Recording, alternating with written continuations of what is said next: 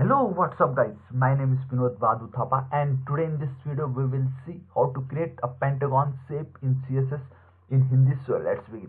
जी हाँ गाइस, तो मैं आपको बताना चाहूंगा कि आज हम इस वीडियो में देखेंगे कि हम पेंटागन शेप कैसे बना सकते हैं by using CSS only in Hindi. तो चलिए गाइस शुरू करते हैं। सबसे पहले गाइस, अगर अभी तक आपने मेरे चैनल थापा टेक्निकल को सब्सक्राइब नहीं किया तो प्लीज गाइस इसको सब्सक्राइब कर लीजिए for all the awesome videos. और आपको राइट साइड में एक रेड कलर का बेल आइकन दिखाई देगा, एक घंटी दिखाई देगा, उसको हिट कीजिए, उसको क्लिक कीजिए ताकि जो भी वीडियो मैं अपलोड करूं सबसे पहले नोटिफिकेशन आपको आ जाए और आपको मैनुअली सर्च ना करना पड़े। और राइट गाइस, तो मैं आपको बताना चाहूंगा कि आज हम देखने वाले पेंटागन शेप। ठीक है, पेंटा इट मीन्स 5 डिफरेंट कोऑर्डिनेट्स या 5 आप बोल सकते हो, देखिए पॉइंट्स वाले। ठीक है, तो यहाँ पे एक पॉइंट है, first, second one, third one, fourth one and the fifth one. और आप देखोगे गाइस कोई भी स्क्रॉल बार कहीं पे भी नहीं है, तो आप इसको अपने वेबसाइट में as a main landing page के लिए भी यूज कर सकते हो। ठीक है, एंड बेस्ट पार्ट इज ये साइट जो है, ये पेंटागन, ये रेस्पॉन्सिव है। और जो मैंने कल बनाया था गाइस, आपको याद होगा, ये जो मेरा था डायमंड से, ये भी रेस्पॉन्सिव था। तो गाइस जो भी ये दोनों के दोनों रेस्पॉन्सिव है, और इमेज को भी मैंने रेस्पॉन्सिव रखा हुआ है। देखिए वो इमेज को रेस्पॉन्सिव भी कैसे है वो भी मैं आपको बताऊंगा। एंड देन ये पेंटागन को आप कैसे रेस्पॉन्सिव बना सकते हो बाय यूजिंग ओनली CSS। ठीक है, हम कोई फोटोशॉप नहीं कर रहे, हम कोई क्रॉप नहीं कर रहे, कुछ नहीं कर रहे, प्योर CSS का कोड लिखेंगे हम।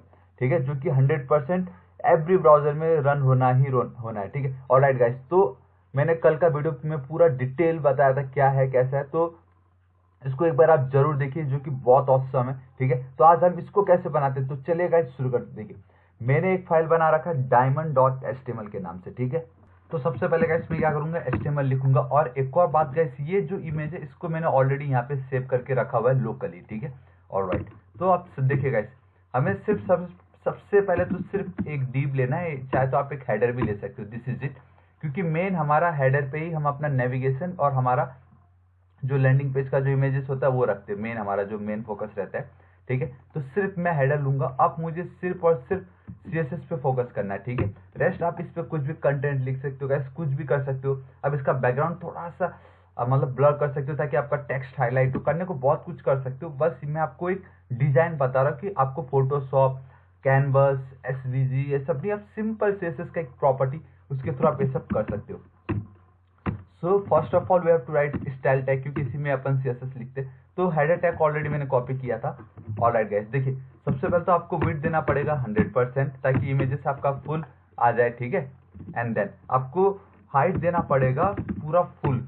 तो उसके लिए गाइस आप 100% से बेस्ट 100 VS लिख दीजिए। इट मीन्स व्यू हाइट, जितना ये टॉप है, जो ये बॉटम है, जो हमें अपनी आंखों से दिखाई दे रहा है एट फर्स्ट, उसको 100 व्यू हाइट बोलते हैं। ठीक है, देन अब बात आती है मेन। ठीक है, सो सॉरी, उससे पहले आता है बैकग्राउंड इमेजेस हमारा। तो हमें जो बैकग्राउंड का इमेज चाहिए वो कौन सा, सो URL लिख देता हूँ यहाँ पे। ऑलरेडी मैंने penta.jpeg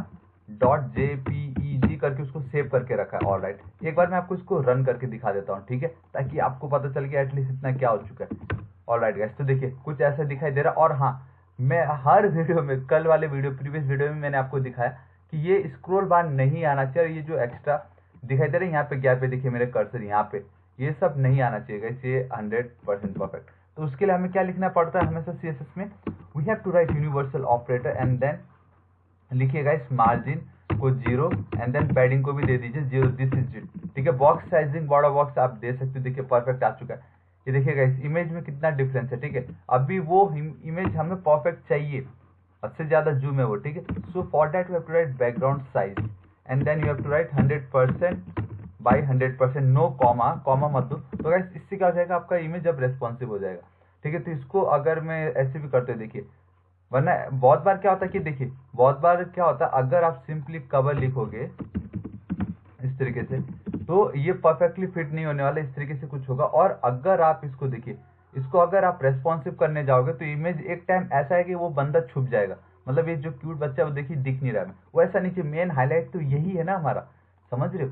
सो फॉर दैट हमें उसको रेस्पॉन्सिव बनाना, तो आप ऐसे लिख सकते हो। अब चाहे तो बैकग्राउंड साइज कंटेंट भी लिख दोगे तो भी वो वर्क करेगा।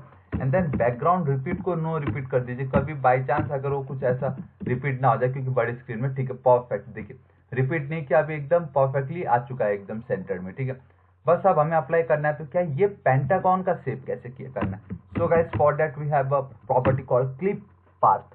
बिलीव मी, सिर्फ ये एक ऐसा प्रॉपर्टी जिससे आप कुछ भी बना सकते। देखिए, तो पेंटागन के लिए we have to write a polygon. ये इसके अंदर गाइस क्लिप पाथ प्रॉपर्टी, उसमें ये पॉलीगॉन जो फंक्शन, इसके अंदर हम कुछ भी कर सकते हैं। We have to just mention our coordinates कि हमें भाई किस कोऑर्डिनेट से स्टार्ट करना और कहाँ खत्म करना है और कहाँ कहाँ दिखाना है। This is it.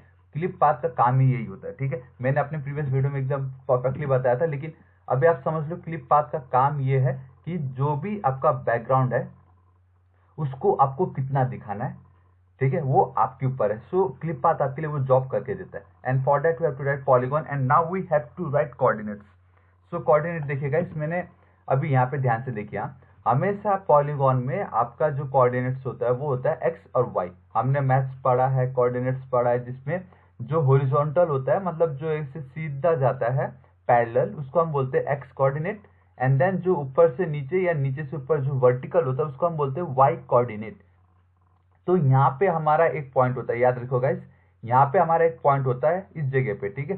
Top left पे एक पॉइंट है एक्स वाई, इस कॉर्नर पे एक पॉइंट है एक्स वाई, इस कॉर्नर पे एक पॉइंट है, आपको मेरा माउस दिख रहा है, एक्स वाई। एंड देन यहाँ पे एक कॉर्नर आई मीन एक पॉइंट है एक्स वाई, ठीक है। तो इतना याद रखना कि यहाँ पे एक्स हमेशा 0 होता है और वाई 0 होता है। अब एक्स जैसे जैसे आगे बढ़ेगा एक्स की वैल्यू बढ़ेगी, ये सेंटर पे एक्स की वैल्यू 50 हो जाएगी, यहाँ जाते जाते वो 100 हो जाएगा। उसी तरीके से y की वैल्यू जब वो नीचे जाएगा तो बढ़ेगा। तो ये जो पॉइंट है गाइस, ये 50% पे नहीं है, तो ये 38-40% पे है। तो वैसे इस जगह पे 50%, यहाँ अगर पहुंचा तो वो हो जाएगा y। तो बस आपको इतना ही याद रखना है, सिंपल सा फंडा ये, ठीक है। मैं एक बार ट्राई करता हूँ गाइस, यहाँ पे कुछ ग्राफ मिल जाए कि x एंड y कोऑर्डिनेट, ठीक है, कोऑर्डिनेट्स ग्राफ, ठीक है। तो आपने गाइस ये पढ़ा होगा, सिंपल सा, ये देखिए, आई होप कॉपीराइट ना हो, ठीक है। तो देखिए यहाँ पे आप सिंपल सा देख सकते हो, उसको मैं थोड़ा सा जूम कर देता हूँ, परफेक्ट। तो ये देखिए ना, ये जैसे हम आगे आगे बढ़ते तो 1 2 3 वैल्यू बढ़ती जाती है ना, तो ये है हमारा एक्स, ये है हमारा वाई। बस हमें यहाँ से इसको कंसिडर करना है, ठीक है, बस आप समझ जाओ। तो बस इतना है, यहाँ पे भी आपको याद रखना है कि जब आपकी जो वैल्यू होगी एक्स की, आगे अगर आप बढ़ोगे तो वो इंक्रीज होगा, और इस पॉइंट पे जाके एक्स की वैल्यू 100 हो जाएगी, यहाँ पे 0। और वाई की वैल्यू जब आप ऊपर से नीचे जाओगे तो इंक्रीज होगा। जैसे यहाँ पे बढ़ रहा है ना, यहाँ पे 0 होता है, अगर आप यहाँ जाओगे तो कितनी वैल्यू होगी एक्स की 3, और अगर आप ऊपर जा रहे तो एक्स की वैल्यू होगी, सॉरी वाई की वैल्यू कितनी 4। सो 3,4 ये कोऑर्डिनेट हो जाएगा जहाँ पे पॉइंट ऐसे मिल रहा है। तो अब हमें ये पॉइंट ऐसे वैसे नहीं चाहिए, हमें वो एकदम सेंटर पे चाहिए, ठीक है। तो उसके लिए हमारा पहला इसका कोऑर्डिनेट क्या होगा गाइस, एक्स इधर पे 0 है, वाई 0 है। एक्स जब इधर आया इस पॉइंट पे, एक्स की वैल्यू इज नाउ 50% पे, लेकिन y तो 0 ही है ना, क्योंकि y जब नीचे जाता तब बढ़ता, y तो अभी ऊपर का ऊपर ही है, y 0। तो हमारा पहला कोऑर्डिनेट यही है, ठीक है। सो x is 50% and y is 0। I hope guys आपको ये समझ चुका होगा, क्योंकि अगर आप एक वेब डेवलपर और ऐसे शेप्स पे अगर आपको काम करना है तो गाइस आपको पहले मैथ्स को अच्छे से समझना होगा। एंड बिलीव मी, ये मैंने अपना बेस्ट तो आई पता नहीं वो आपको अच्छे से मैं समझा पाया कि नहीं, आई होप, बट मैंने बेस्ट करने की कोशिश की। और ग्राफ भी मुझे एक्चुअली वैसा ग्राफ नहीं मिला, तो मैं कोशिश करता हूँ, ठीक है। तो आपको लेकिन आई होप बहुत इजीली समझ गया होगा ना। अब इस सेकंड पॉइंट देखिएगा, इस दूसरा पॉइंट इधर है, तो ये हमारा एक्स इधर है, ठीक है, और वाई भी इधर ही है। तो जब आप एक्स इधर से इधर जाते हो, ठीक है, तो क्या हो जाता है, वो 100 हो जाता है। अब लेकिन वाई तो इधर हमेशा 0 ही है ना, तो लेकिन वाई अब क्या हो रहा है, हम ऊपर से नीचे आ रहे, तो पॉइंट इधर पे कुछ बड़ी है, ठीक है। तो दूसरा हमारा जो पॉइंट होता है वो होता है एक्स और वाई, वो इस कॉर्नर पे होता है, ठीक है। तीसरा यहाँ पे होता है, चौथा यहाँ पे होता है। तो अब हमें यहाँ से देखना है, तो यहाँ से एक्स 100 हो चुका है, ठीक है, क्योंकि वाई 0 था, अभी 100 हुआ। अब वाई ऊपर से जब नीचे आएगा तो ये 50% नहीं, ये 38% पे हमारा, ठीक है। सो एक्स जो पूरा इधर गया, इट मीन्स एक्स की वैल्यू 100, एंड देन वाई जो ऊपर से नीचे आया तो वो 38% तक नीचे आया।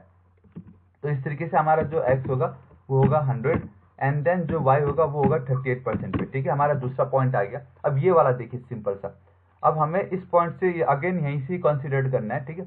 x जब इधर से इधर आया तो कितना हो गया x, इसकी वैल्यू, आप इसको 80% बोलिए, या एकदम पेंटागन बनाना है तो 82% पे x अपने जगह से आगे की ओर बढ़ा है 82% तक।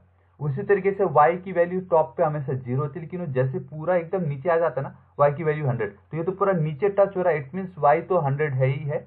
x इधर 0 था, यहाँ से यहाँ तक आते आते उसका 80% हो गया, और वो पूरा यहाँ तक आता तो 100 हो जाता जैसे यहाँ पे हुआ था। तो x की वैल्यू यहाँ पे 100 है, क्योंकि 0 से इधर 80% पे, और y टॉप पे 0 था, यहाँ नीचे आया 100।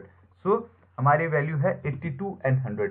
ठीक है, आप एकदम स्पेसिफिक ये बोला गया है कि पेंटागन के लिए 82, y तो 100 ऑब्वियसली, वो तो बताने वाली बात नहीं थी। ठीक है, अगेन यहाँ पे भी देखिएगा, y तो अब आपको पता चल ही चुका है कि वो 100 है, क्योंकि टॉप 0 था, यहाँ पे आते आते 100 हो गया। अब x यहाँ से जब इधर आया तो कितना परसेंट आया होगा गाइस, अब गैस कीजिए।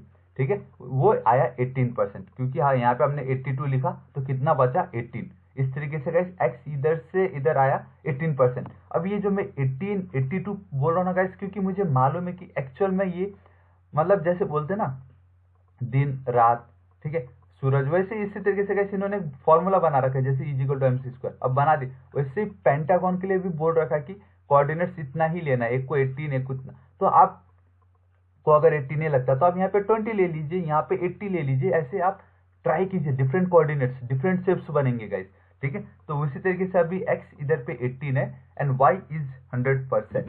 ठीक है, सो x is 18% and y is 100%। Alright, इतना हुआ परफेक्ट। अब नाउ एक लास्ट इस कोऑर्डिनेट का देखिए। ठीक है, तो गाइस मैंने अभी तक आपको रन करके इसलिए नहीं दिखा क्योंकि देखिए क्या होता है, इसको अगर मैं कंट्रोल एस सेव करता हूँ, यहाँ पे रिफ्रेश करता हूँ, तो वो दिखेगा नहीं, क्योंकि पूरा प्रॉपर सेव अभी तक दिया नहीं ना हमने, समझ रहे हो। ऑलराइट, तो और ठीक है, मैं आपको दिखा देता हूँ, अगर मैं कॉमा नहीं लगाता ना तो ये कुछ ऐसा हो जाएगा, क्योंकि मैंने कल आपको बताया था डायमंड बनाने के लिए 4 कोऑर्डिनेट चाहिए रहता, तो ये हमने 4 कोऑर्डिनेट दिए। देखिए पहला यहाँ पे परफेक्ट आया, दूसरा भी इधर पे परफेक्ट आया, तीसरा इधर पे परफेक्ट आया, चौथा इधर पे परफेक्ट आया। बस अब हमें एक लाइन यहाँ पे दिखाना है इस तरीके से, ये वाला, समझ रहे हो। तो ये सब हमारे परफेक्ट आ चुके हैं, तो अब हमें ये दिखाना, देखिएगा एक्स हमेशा फ्रॉम लेफ्ट टू राइट जाता है, लेकिन एक्स तो अभी लेफ्ट में ही है, जहां था उधर ही है, नीचे गया उससे लेना देना नहीं, लेकिन वो अपने घर पे ही है एक्स नीचे, ये तो एक्स की वैल्यू 0 हो गई, लेकिन वाई नीचे जरूर आया, और वाई कितना नीचे आया, जितना यहाँ पे आया, तो ये कितना नीचे है 38%। वाई अपने घर से 0 10 20 30 38, इस तरीके से एक्स की वैल्यू 0, वाई की वैल्यू 38, एक्स की वैल्यू 0% एंड वाई की वैल्यू 38%। ठीक है, so this is it guys, इतना ही था। अब मैं इसको रिफ्रेश करता हूँ तो देखिए गाइस 3 2 1 बूम गाइस, देखिए कितना सिंपल था ये, कितना सिंपल हमने। ठीक है, मैंने आपको कल दिखाया था ये डायमंड बनाना, नाउ आज हमने देखा पेंटागन। ठीक है, तो नेक्स्ट हेक्सागन भी होगा ऑब्वियसली। तो मैं बस आपको ये दिखाना चाहता था कि कितना सिंपल है गाइस ये सब, फालतू में फोटोशॉप इंस्टॉल करो इतना महंगा, ठीक है, जाके एडिट करो, ये करो वो करो। अब हमें इसमें पूरा कंट्रोल है, ये देखिए इमेज रेस्पॉन्सिव है, हमारा पेंटागन का शेप रेस्पॉन्सिव है, और क्या चाहिए गाइस आपको, है कि नहीं। तो गाइस इसको बोलते हैं अच्छे से काम करना। और गाइस अगर आपको अभी भी कोऑर्डिनेट्स में प्रॉब्लम आ रहा है तो आप एक बार ये सब ग्राफ व्राफ जरूर एक बार देखिए, क्योंकि बाय चांस अगर आपको कोई ऐसा प्रोजेक्ट मिल गया जहाँ पे ऐसे डिफरेंट शेप्स बनाने पड़े, ये तो फिलहाल 5 ही है गाइस, पता नहीं कितने शेप्स वाले होते, तो उसमें फिर आपको प्रॉब्लम ना है, मैं बस इतना चाहता हूँ। तो आप कोऑर्डिनेट्स को अच्छे से पढ़िए, और एंड आई होप आपको मैं एकदम क्लियर समझा पाया। ठीक है, सो गाइस अगर आपको मेरा वीडियो पसंद आया तो प्लीज मेरे चैनल थापा टेक्निकल को सब्सक्राइब कीजिए, अपने दोस्तों के साथ शेयर कीजिए। हाँ, और जब आप सब्सक्राइब करोगे तो आपको राइट साइड में एक रेड कलर का बेल आइकन दिखाई देगा, उसको हिट कीजिए, उसको क्लिक कीजिए, ताकि जो भी वीडियो मैं अपलोड करूँ सबसे पहले नोटिफिकेशन आपको आ जाए और आपको मैनुअली सर्च ना करना पड़े। और अगर आपको इस वीडियो में कुछ भी डाउट हो, ठीक है, सिर्फ इस वीडियो में नहीं, वेब डेवलपमेंट के रिगार्डिंग कुछ भी डाउट हो, तो बेफिक्र होकर आप नीचे कमेंट कीजिए, मैं आपकी जरूर हेल्प करूंगा। So till then guys, thank you so much, take care.